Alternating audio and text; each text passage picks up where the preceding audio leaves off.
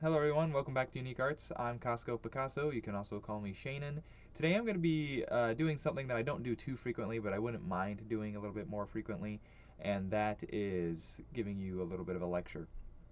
And it's kind of largely based on architecture. I do have a pretty decently sized preface, assuming most of you are not acquainted with some things, and that is largely I'm going to be talking about Gothic art, and then give you some general ideas of Gothic architecture, and looking at a specific cathedral here, Wells Cathedral, that is in Wells, County Somerset, UK, and I'm also going to mingle in some philosophy.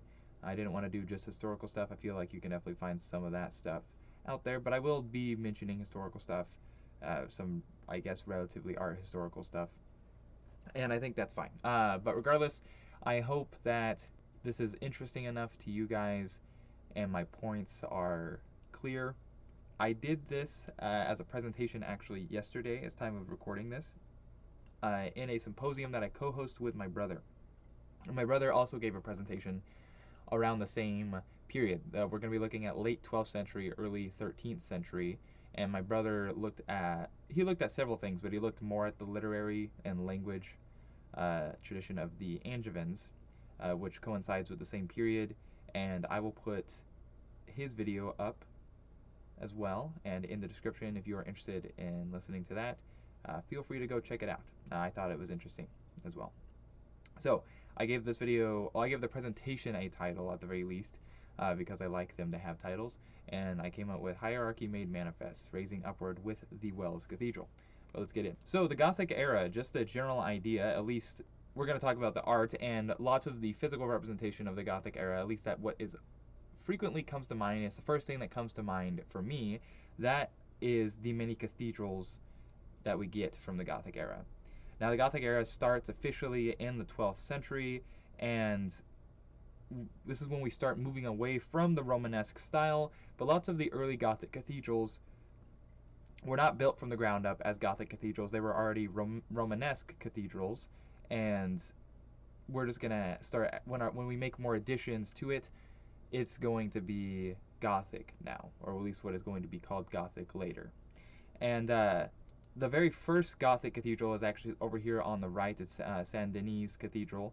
It was actually designed by the Abbot Suger. And this is going to be relatively international in reach. It's actually specifically the ambulatory, the area around the choir in the cathedral, that Suger first designs, and it's like the first work of Gothic architecture ever. So this is generally considered the first Gothic Gothic cathedral. But there, as you can see even on the outside here with these portals and the tympanums around them, those are Roman arches, the rounded arch, while Gothic features, one of the most prominent Gothic features, and that's essentially consistent throughout, is the pointed arch. So as you can see on the exterior here on this facade on the front, it is not present at this time. But of course, when we get into the later Gothic era, or really just a little beyond this, most all of them will be doing that. But regardless, as I said, this is international in reach. It lasts a little bit longer in Germany, perhaps, although I'm not exactly sure why the name is called Gothic, relating to the Goths, which is a Germanic tribe. And it's less decisive in Italy, but we do get some Gothic elements in Italy. But the Italians kind of hold on to more regional, like Roman influence, and some other Eastern influences that they're more acquainted with. And then I have mentioned here International Gothic. So International Gothic is pretty much the Gothic arts, Gothic visual arts beyond architecture. So when it comes to painting, like manuscript illumination and whatnot, this is called International Gothic. It's highly decorative, quite flat. We don't have the Renaissance perspective yet, and it doesn't really show up till the latter part of the 14th century, so a little bit later than what we're going to be looking at for the most part. But very heavy on the detail with some of these textures, and the one I have here showing you specifically is called the Wilton Diptych, which has Richard II kneeling before Madonna and Child, and we have three British national saints, essentially.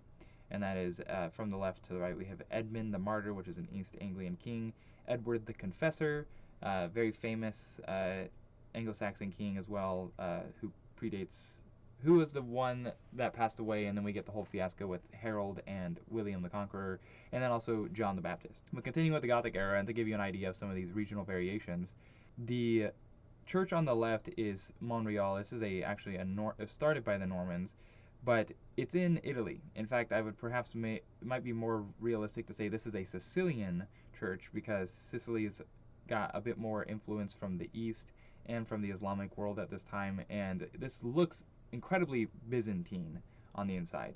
Very much an Eastern Greek Christianity or something, rather than the Western Latin Christianity. There are portions of this cathedral that I don't really show you here that look more Arabic. Just to give you an idea, some of this has great variance, especially perhaps in Italy, one of the what is often considered the Western nations in history that is heavily involved in lots of things, but quite unique in the Gothic, its Gothic variation. But we're not really going to be looking at that.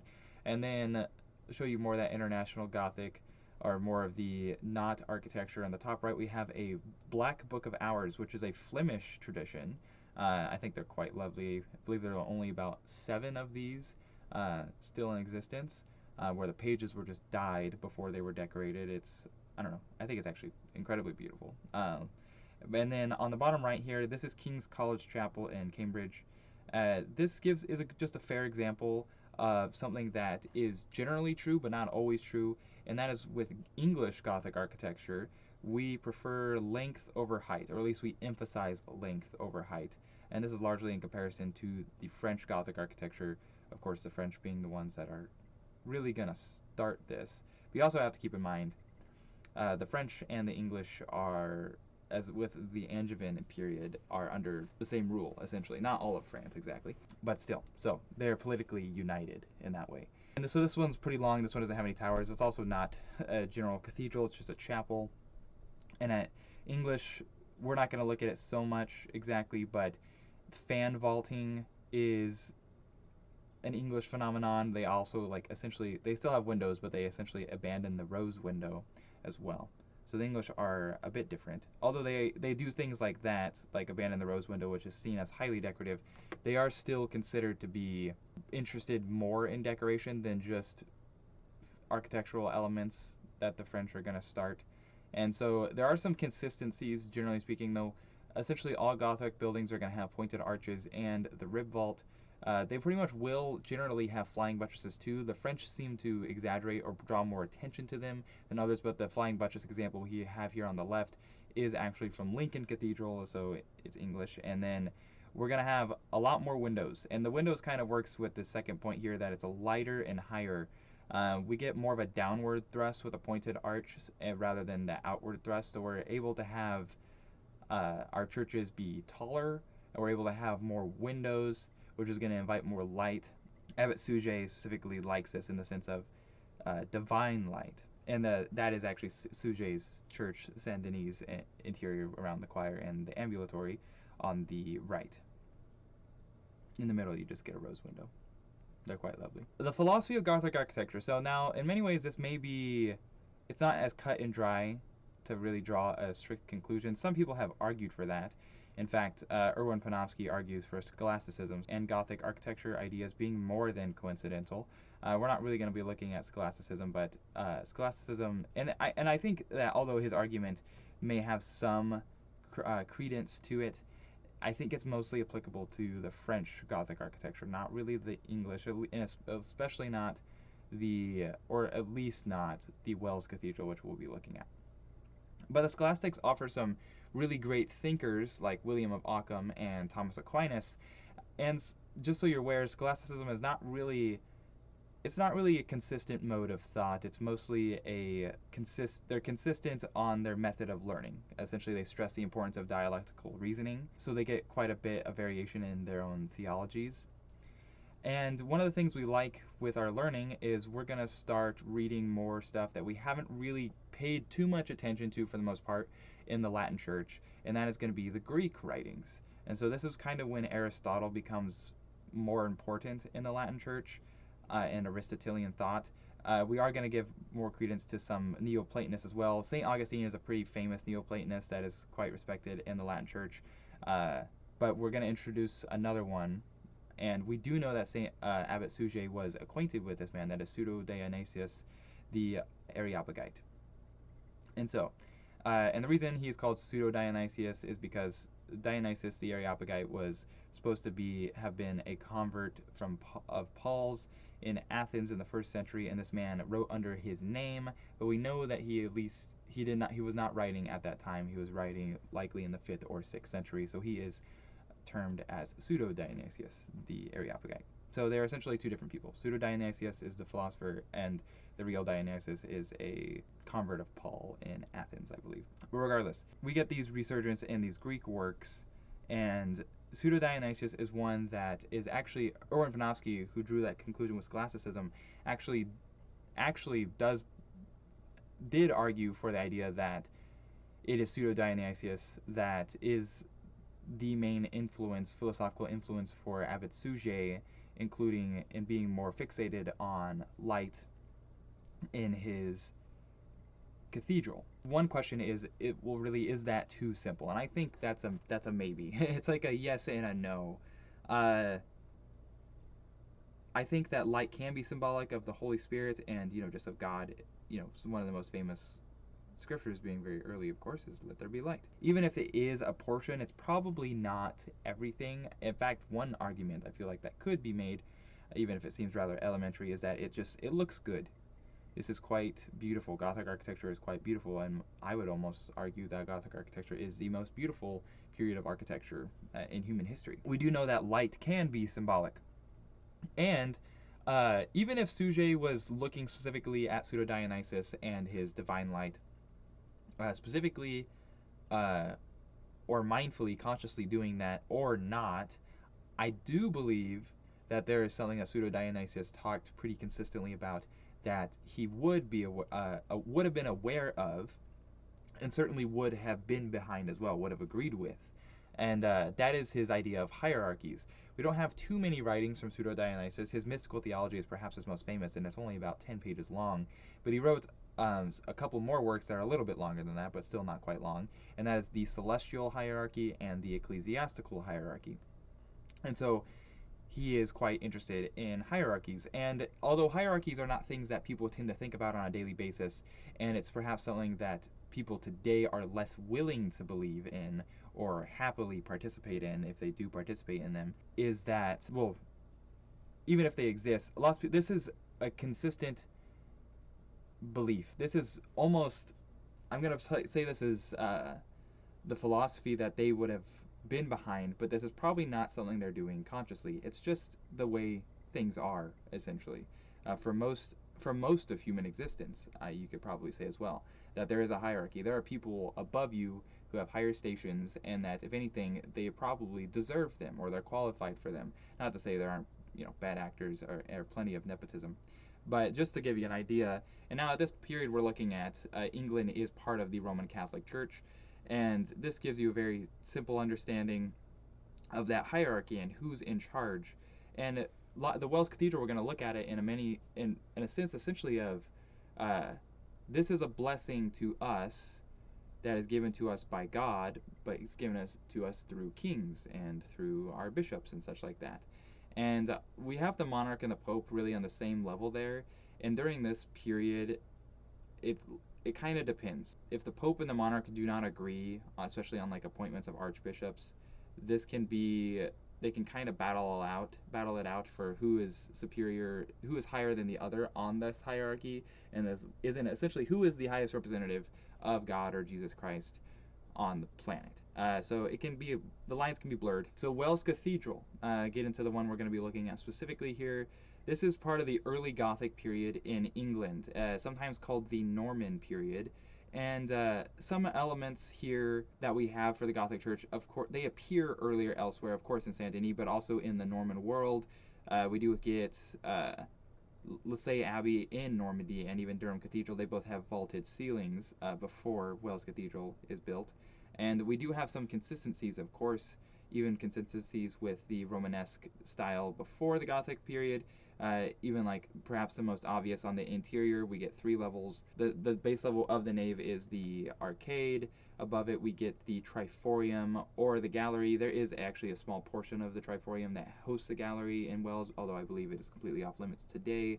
And then we get the clerestory up top, which is where we get all those large windows. Not everything at this period is incredibly Gothic. The Monreal Cathedral in Palermo that we looked at briefly is essentially from the same era. We don't really have Gothic stuff going on there. Malmesbury Cathedral is done around the same time as Wells and has, although it has Gothic features later, at the time, like its base and such is all Romanesque. And that's not very far over in Wiltshire County. The construction for Wells Cathedral, it begins in 1175. And of course, additions are made over the course of a few hundred years. This is typical, and we're not going to look at many of this. In fact, we're not going to look at any of these towers. The towers perhaps take away from that idea that English cathedrals are more interested in length. But you also got to keep in mind, a lot of them were added a bit later during what is called the more perpendicular period for perpendicular Gothic in England. And for the earlier Gothic period, we would not have had these towers. But just to give you a bit of a background, and I am going to preface, I gave you a bit of preface to Gothic architecture. We are going to preface this site and the cathedral at Wells. The site is adjacent to the largest of 3 wells that give the city its name. In fact, Wells is essentially the smallest city in the UK. It has city status, but it only has a population of about 12,000 people. Now, technically, that in population and size, that actually belongs to the city of London, which, of course, is just a very interior, old part of London. And some people don't consider that just because, even though technically it's true, they don't consider that because it's attached to the larger metropolitan area of London, which is, of course, many times larger than the city of Wells. So a lot of people just consider Wells the smallest city in the UK. We have 3 wells there that have been there for pretty all of human history, essentially. And the largest of the wells, well, actually 2 of the wells, including the largest, that is dedicated to the same saint that the cathedral will be, they're technically within the bishop's gardens now at the bishop's palace, so they're walled off. And then the 3rd well is in the marketplace. And that well is dedicated to, if you could see here on the apostles lined up there, all 12 of them, towards the center. He's a little bit taller than the rest of them, and he has the X-shaped cross, the saltire cross. That is St. Andrew. So the church is dedicated to St. Andrew, just like the well, the largest well, is dedicated to St. Andrew. And we do know that the earliest structure on the site was actually a Romano-British mausoleum, and that the Saxons built a funerary chapel on top of it. But as far as the original church, our first church we get here is a minster church built in 705. And it was built by the Bishop of Sherborne from Dorset. Aldhelm was his name. And he founded the diocese the same year, Diocese of Sherborne, in 705. And so we're going to start getting that hierarchy established already. It's the bishop, not just the random civilians that are building a cathedral. We get or a church. We get the bishop to do it, and he has to go on the hierarchy too to get it approved. So he has to get it approved by the King of Wessex, who at the time is King Ina.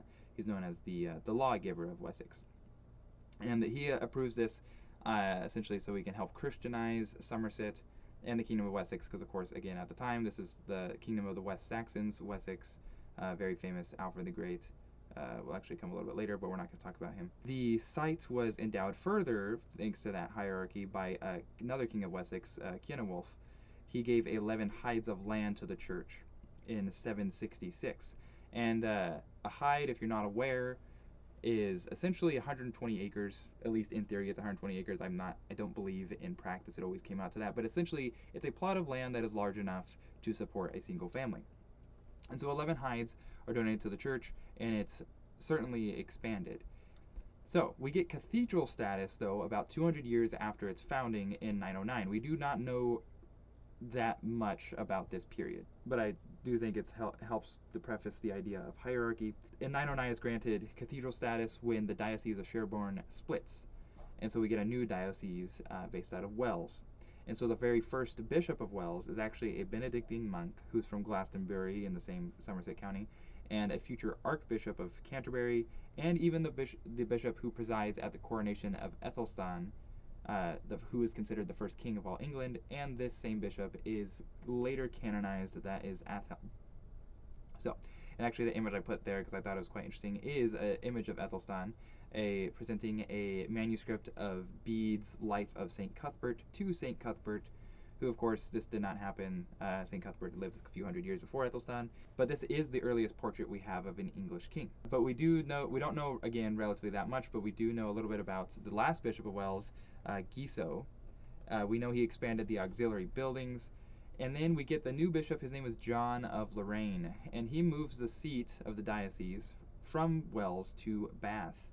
We know he did this pretty much, or most likely did this for his own personal reasons. He had more contacts, essentially you could say friends, more things to do in Bath, even though Bath and Wells would have been about the same size at this time, even though Bath is quite a bit larger these days. And he must not have left on very good terms, because we do know that he destroyed a portion of the cloisters amongst some other buildings at the time.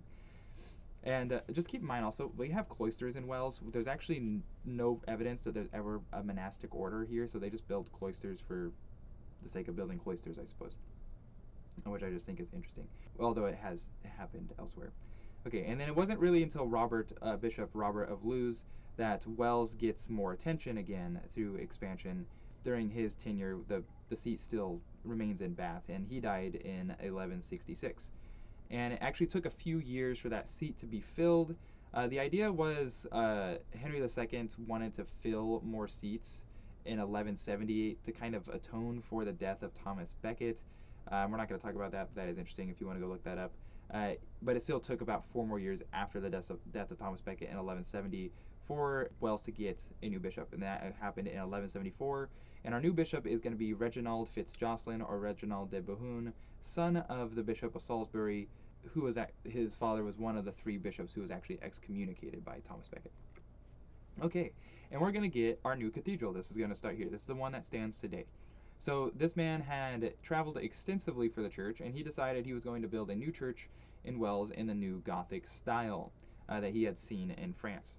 And so this is considered the first true Gothic church, because from the very base, from the foundation upwards, all of it is made in the Gothic style. So the first Gothic church would be Saint Denis in France, and then a title given to this one by some is the first true Gothic church. And so he maintained the seat in Bath through his 17-year tenure until 1191, when he passed away. And the first thing he built was the Lady Chapel, and he built it first so that worship could happen essentially while the remainder of the cathedral was built. This chapel was redone in the 14th century though, which is actually what we're looking at here. That is the Lady Chapel. So this is a little bit of a later Gothic style, but it is quite lovely, so you can look at it. And then the next bishop, Saverick, he continued with Fitzjocelyn's plans kind of slowly. I guess you could be credited for not stopping them, but he doesn't really add new plans. He doesn't really expedite the plans or anything. He's not really interested in Wells, one of those absentee bishops, I suppose you could say, but he does change the diocese, but not back to Wells. And actually, he obtains the abbacy of Glastonbury, and so actually apparently quite forcibly took it over. And so in 1193, the diocese is now for Bath and Glastonbury. But we're finally going to get some dedication after a few bishops that don't really do much, besides Reginald Fitzjocelyn beginning the construction of the new church. You will always have bishops who don't really want to do much, and then not a lot of work gets done, really. But we do get a new bishop. His name is Jocelyn of Wells. And he arrives in 1206, and he was much more invested, although he kind of got off to a slow start because of some circumstances I'll explain briefly.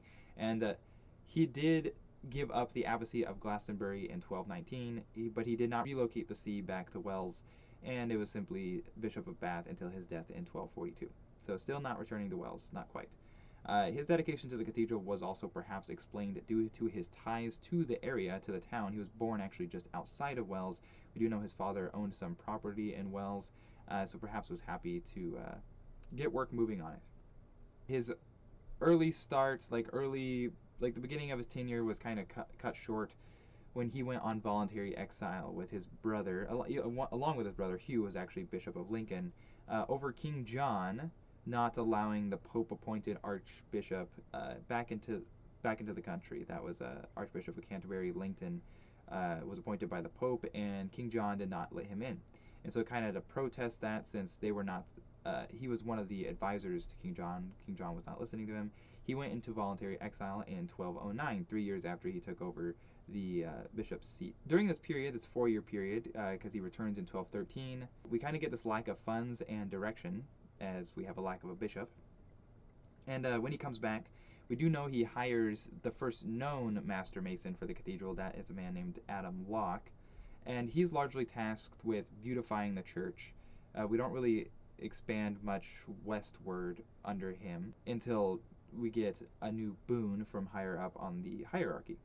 And that happened in 1220 when we get our new king, Henry III. The Angevin period has ended. Henry III is not an Angevin king.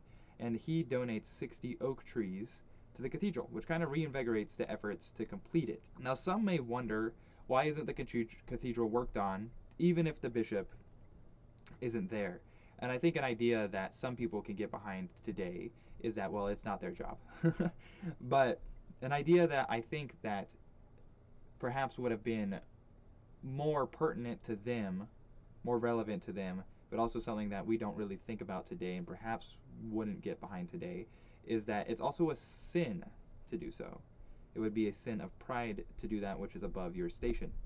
You know, you cannot give the orders. Not all of us can be an architect, and certainly not all of us be a bishop or a king. And Pseudo-Dionysius talks about this a little bit in his celestial hierarchy. The celestial hierarchy, he's specifically speaking of angels, but essentially just doing that which is above your given role in the hierarchy. He says, this certainly would be wrong, particularly if they themselves desire the splendor of God, if they are forever gazing on the splendor in a way appropriate to its sacred character, and if it is to this splendor that they are conformed proportionally to each mind.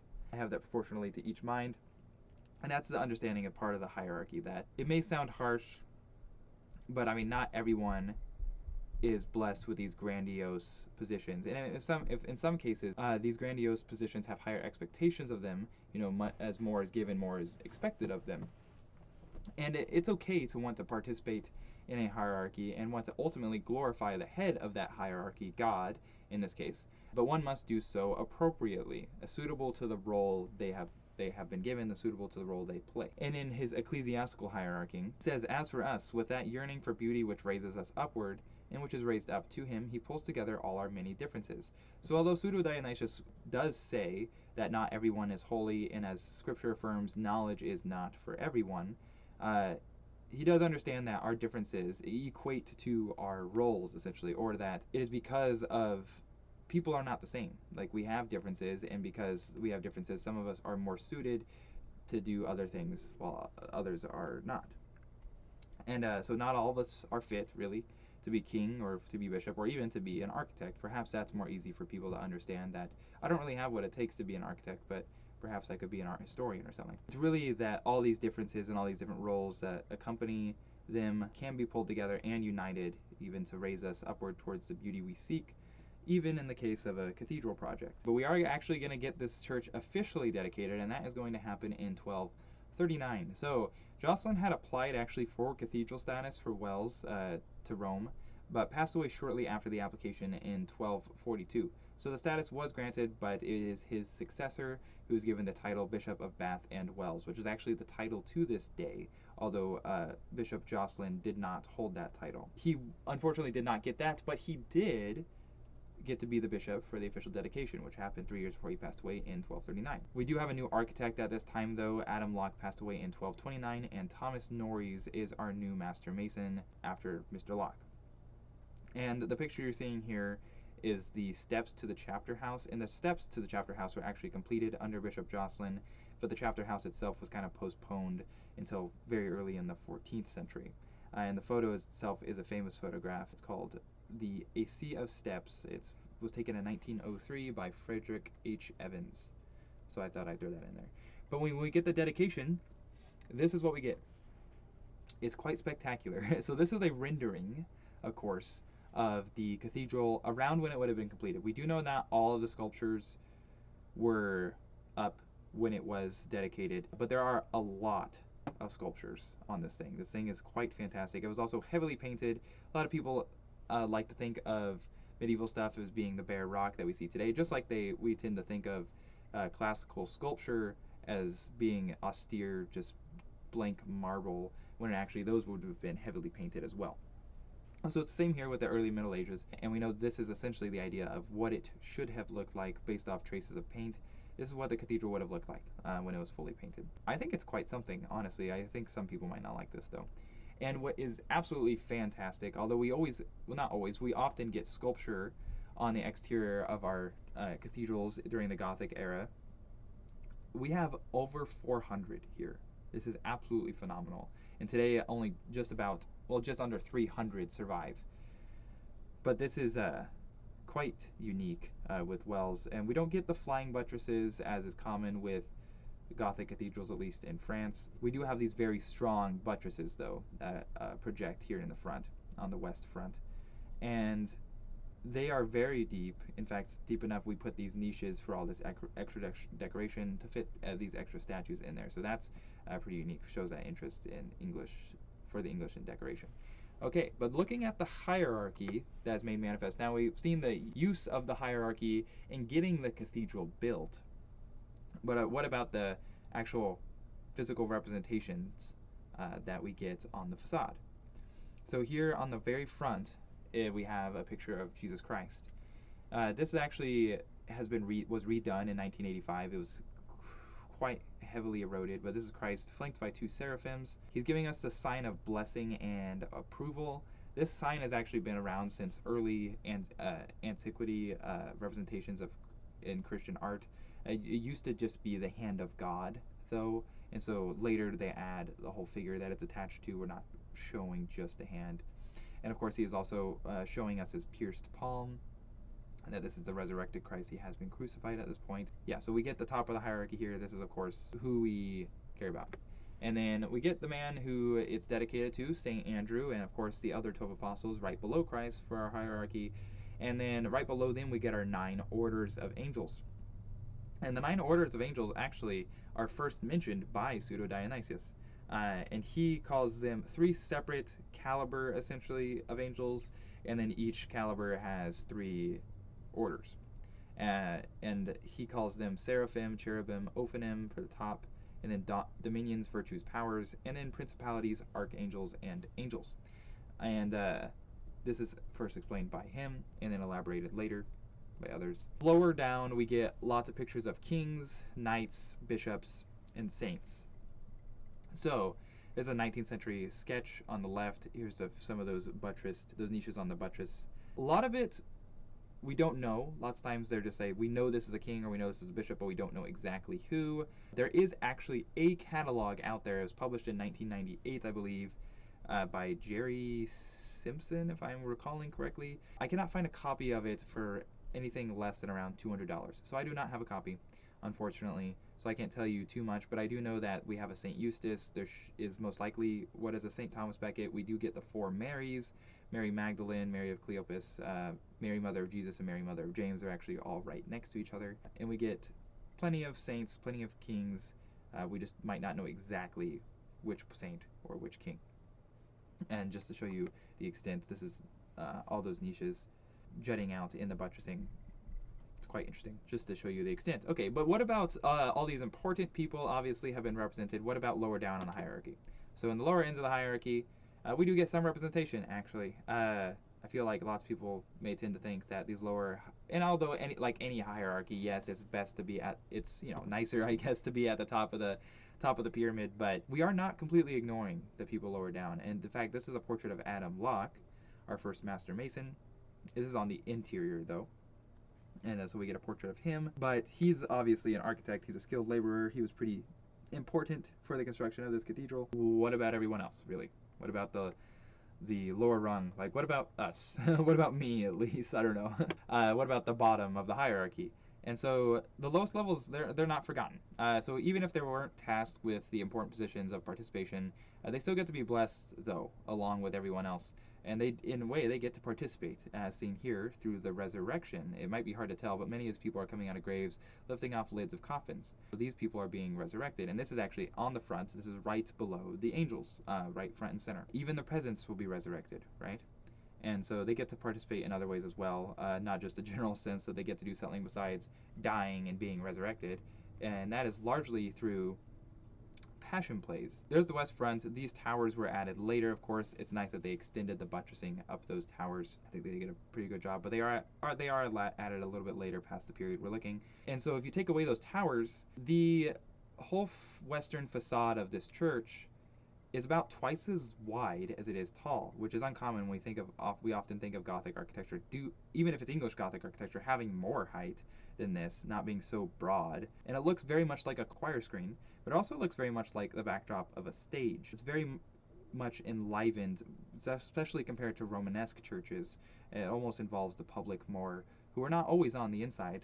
You know, we tend to beautify the inside and not the outside, but we're definitely doing something different here because we can't always be on the inside. We're not the clergy. But we do get the Passion Plays, and this play would be performed in front of the cathedral each Palm Sunday, and I believe it actually still is here in Wells, which people were welcome to witness, of course.